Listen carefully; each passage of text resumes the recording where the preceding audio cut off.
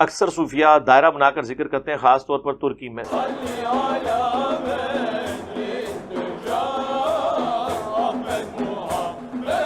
بدعت ہے جی، تماشا لگا ہوا ہے، آپ دیکھیں وہ کس طرح کود کود کے وہ عبادت کر رہے ہوتے ہیں اور پھر مسجد کے اندر کر رہے ہوتے ہیں. دوسری طرف یہ کہتے ہیں کہ مسجد میں آپ نے پاؤں بھی زور سے نہیں رکھنا کہ دھمک پیدا ہو.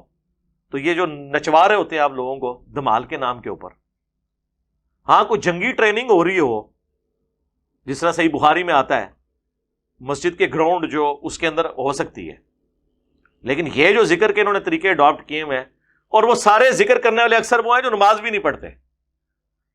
وہ آج کل بھی ایک ویڈیو آئی ہوئی تھی، وہ ایک پتہ نہیں وہ سندھ کی کوئی مسجد مجھے لگ رہی ہے، جو پہلے لا کے بندے وہ بیچ میں بٹھائے ہوئے ہیں اور اس کے گرد وہ ناچتے ہیں، وہ جس طرح کو لڈی ڈال رہے ہیں. اور وہ یہ سب کی سب بدعات ہیں، ان کا دین سے کوئی تعلق نہیں، نہ اس طرح کا کوئی طریقہ جو ہے وہ رپورٹ ہوا ہے اسلام کے اندر، بلکہ اس کو آپ کنڈیم کیا کریں، اس کا اسلام سے کوئی لینا دینا نہیں ہے. اس کی وجہ سے اسلام کی بدنامی ہو رہی ہے. قرآن پر عمل کرنے کے لیے صحیح ترجمہ کون سا ہے؟ جس کا مرضی پڑھیں جی آپ ترجمہ. بہتر یہ ہے کہ مختلف مکاتب فکر کے آپ ترجمے لیں، ان کو آپس میں کمپیئر کریں، آپ کو پتہ چلے گا سب نے ترجمے ایک جیسے کیے ہیں. الفاظ کے چناؤ میں فرق ہو سکتا ہے. باقی اگر میں آپ کو ریکمینڈ کروں نا ترجمہ آسان، صحیح نہیں، صحیح میرے نزدیک ساروں کے صحیح ہیں ترجمے آسان آج کی اردو میں، اور قرآن کی عربی کا جو سوز و گداز ہے وہ عربی لنگوسٹک سے اردو میں ٹرانسفر اگر ہوا ہے تو وہ ترجمہ ہے مولانا مودودی کا رحمہ اللہ تعالی، فتح محمد جلندری صاحب کا ترجمہ. اشرف علی تھانوی صاحب، احمد بریلوی صاحب، ان کے ترجمے چونکہ پرانی اردو کے کئی الفاظ ہیں وہ آپ کو سمجھ نہیں آئیں گے، وہ بھی پڑھ لیں، وہ چند ایک جگہ پہ آپ کو تھوڑا سا مسئلہ ہوگا، ادروائز ترجمے سارے ہی ٹھیک ہیں. السلام علیکم. وعلیکم السلام. علی بھائی میرے بیٹے کا نام محمد علیم ہے، اکثر اوقات پورا نام لینے کی بجائے صرف علیم کہہ دیتے ہیں. علیم صرف اللہ ہے، اللہ علیم نہیں ہے، اللہ العلیم ہے. ٹھیک ہے، علیم تو ہم سارے ہی ہیں. سورہ توبہ میں نبی صلی اللہ علیہ وآلہ وسلم کے لیے کیا آیا؟ بالمؤمنین رؤوف الرحیم.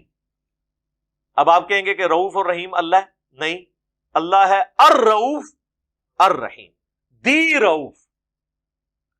مدینہ، ہر شہر کو مدینہ ہی کہتے ہیں، المدینہ ہوگا تو وہ مدینۃ المنورہ، اللہ کے محبوب صلی اللہ علیہ وآلہ وسلم کا جہاں پر مدفن ہے. تو جب دی انگلش میں دی اور عربی میں ال، اب علی یون سیدنا علی کا نام ہے، لیکن وَهُوَ الْعَلِيُّ الْعَظِيمُ اللہ کا نام بھی ہے، لیکن وہ العلی، صرف علی یون نہیں ہے، دی کے ساتھ. تو عبد العلیم بھی اگر آپ نے رکھا ہوتا نا نام، اور آپ علیم کہہ کے پکاریں کوئی حرج نہیں. عبد الرحمان کو صرف رحمان کہہ کے پکار لیں کوئی حرج نہیں ہے، رحم کرنے والا ہو سکتا ہے. سورہ یوسف میں کتنی دفعہ رب کا لفظ ریپیٹ ہوا ہے، ایون حضرت یوسف علیہ السلام کے ریفرنس سے. وہ جو جب وہ خواب کی تعبیر پوچھتے ہیں، وہ دو قیدیوں میں سے ایک قیدی، تو حضرت یوسف کیا کہتے ہیں کہ تم میں سے ایک اپنے رب کو شراب پلائے گا. تو رب وہاں کن معنوں میں آ رہا ہے؟ آقا کے معنوں میں. حالانکہ رب تو ہم اللہ کے لیے بھی استعمال کرتے ہیں، پالنے والا، سسٹینر. تو صرف الفاظ ایک جیسے نہیں، بلکہ سورہ دہر کے تو سٹارٹ میں اللہ تعالیٰ نے فرمایا، وہاں تو آپ دیکھیں پوری انسانیت کے بارے میں یہ الفاظ آ گئے ہیں. تو وہاں اب آپ کیا کریں گے؟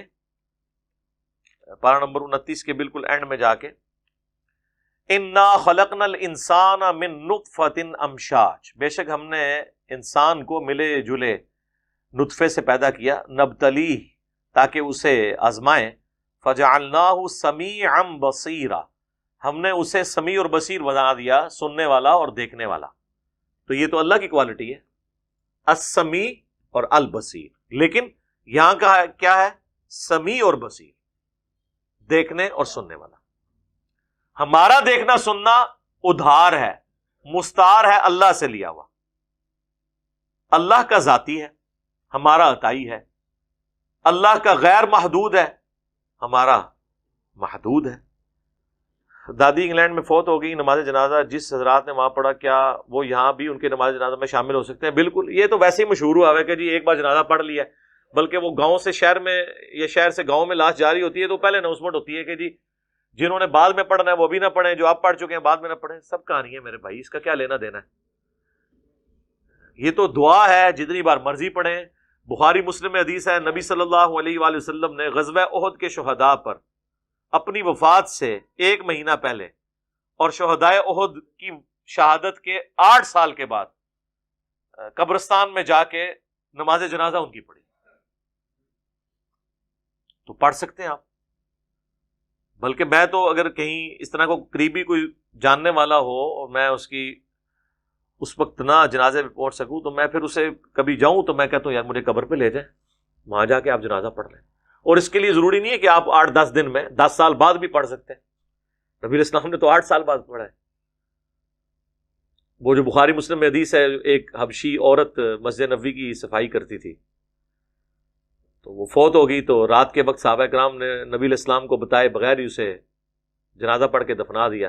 3-4 دن بعد حضور نے پوچھا وہ عورت نظر نہیں آ رہی. انہوں نے عرض کیا حضور فوت ہو گئی تھی، ہم نے پھر یہ ضروری نہیں سمجھا کہ اب آپ کو اس کے لیے تکلیف دیں. تو آپ نے فرمایا تمہیں چاہیے تھا مجھے بتاتے، آپ مجھے اس کی قبر پہ لے جاؤ. حالانکہ آپ وہاں بیٹھ کے بھی دعا کر سکتے ہیں. قبر پہ گئے، پروٹوکول دیا کہ میرے نزدیک اس کی اہمیت ہے جو دین کے لیے قربانی کرے، چاہے وہ ایک حبشی عورت صفائی کرنے والی کیوں نہ ہو. اور مسلم شریف کے الفاظ ہیں، جب آپ جنازہ پڑھ کے لوٹے تو آپ نے فرمایا یہ اندھیرے میں ڈوبی ہوئی تھیں، یہ قبریں ساری اندھیروں میں ڈوبی ہوئی تھیں، اللہ نے میرے جنازہ پڑھنے کی برکت سے انہیں نور سے بھر دیا. تو یہ نبی علیہ السلام کی دعا کی برکت، آپ کے جنازہ پڑھنے کی برکت. تو اس لیے قبرستان میں بعد میں بھی جا کے جنازہ پڑھا جا سکتا ہے. وہ کہتے ہیں نا جی وہ جو ولی ہیں وہ جنازہ نہ پڑھیں، وہ اینڈ پہ آخری والا جنازہ پڑھیں تاکہ اس کے بعد، وہ تو اس لیے کہا جاتا ہے کہ سب سے زیادہ حق قریبی رشتہ داروں کا ہے، تو ان میں سے کوئی بندہ مس نہ ہو.